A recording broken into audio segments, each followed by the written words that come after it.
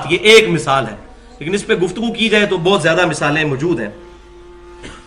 اب واپس آئیں اسی دلائل النبوہ امام بہیقی کی، تو میں نے بتایا یہاں تک تو اجماع ہے کہ آپ صلی اللہ علیہ وسلم کی پیدائش کا مبارک دن جو ہے وہ سوموار ہے اور مہینہ ربیع الاول، اور تاریخ کے اوپر اختلاف ہے، وہ انشاءاللہ آج وہ بھی کلیئر ہو جائے گا۔ تو وہی جو دلائل النبوہ ہے امام بہیقی رحمۃ اللہ علیہ کی، اس میں جو پہلا چیپٹر ہے جس کا نام ہے کہ نبی صلی اللہ علیہ وسلم کی پیدائش کس دن ہوئی، اس چیپٹر کے اندر پہلی دو حدیثیں امام بہیقی رحمۃ اللہ علیہ وہی لے کے آئے ہیں جو صحیح مسلم میں کتاب الصیام چیپٹر میں 2750 نمبر حدیث ہے، کہ نبی صلی اللہ علیہ وسلم پیر کا روزہ رکھا کرتے تھے۔ آپ صلی اللہ علیہ وسلم سے پوچھا گیا، یہ صحیح مسلم میں بھی موجود اور دلائل النبوہ کی پہلی حدیث، کہ آپ صلی اللہ علیہ وسلم پیر کا روزہ کیوں رکھتے ہیں؟ تو آپ صلی اللہ علیہ وسلم نے فرمایا فیہ ولدت وفیہ انزل علی، اس دن میں پیدا ہوا اور اس دن مجھ پر پہلی وحی نازل ہوئی۔ اور یہ سوموار کے دن کی بڑی اہمیت ہے۔ اب یہاں ٹائم نہیں، میں آپ کو صحیح سند کے ساتھ بتاتا کہ نبی صلی اللہ علیہ وسلم جب مکے سے ہجرت کے لیے نکلے ہیں اس دن بھی سوموار کا دن تھا، جب مدینہ شریف پہنچے ہیں اس دن بھی سوموار کا دن تھا۔ اسی طریقے سے آپ صلی اللہ علیہ وسلم پر پہلی وحی تو سن لیا، سوموار والے دن نازل ہوئی، آپ کی پیدائش بھی سوموار والے دن ہوئی، اور پھر آپ کی وفات بھی سوموار والے دن ہوئی۔ اس کے علاوہ اور بڑے بڑے ایونٹس آپ صلی اللہ علیہ وسلم کی مبارک زندگی میں منڈے والے دن ہوئے۔ اس کے بعد دلائل النبوہ میں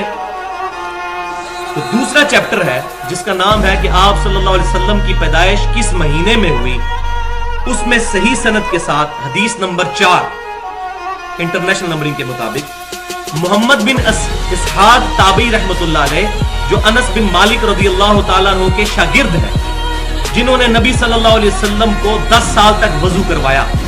اور آپ صلی اللہ علیہ وسلم کی وفات کے بعد 82 سال تک زندہ رہے اور 93 ہجری کے اندر وفات پائی، ان کے شاگرد محمد بن اسحاق تابعی رحمۃ اللہ علیہ فرماتے ہیں کہ نبی صلی اللہ علیہ وآلہ وسلم سوموار کے دن عام الفیل والے سال چاند کے مہینہ ربیع الاول اس کی 12ویں رات کو پیدا ہوئے۔ یہ صحیح سند کے ساتھ قول موجود ہے ابن اسحاق رحمۃ اللہ علیہ، اور ربیع الاول کا مہینہ بھی اس میں، ساری چیزیں بیچ میں کلیئر کر دیں۔ اور یہی قول صحیح سند کے ساتھ اس سے بہت پہلے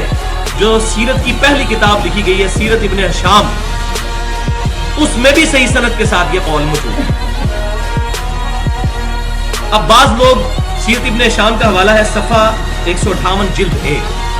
بعض لوگ اس میں یہ کنفیوژن پیدا کرتے ہیں کہ یہ تو تابعی کا قول ہے، تو تابعی کا قول حجت نہیں ہوتا جب تک کہ کتاب و سنت اور